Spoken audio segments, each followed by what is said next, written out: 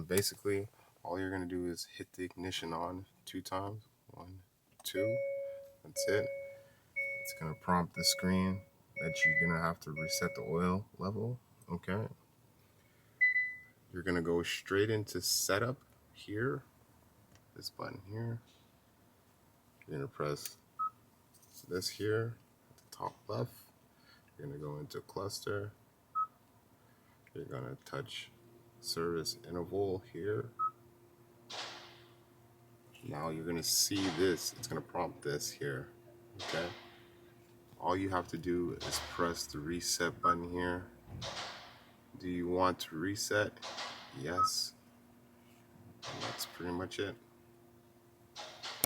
And it should put that back to the actual 6,000 kilometers or 182 days.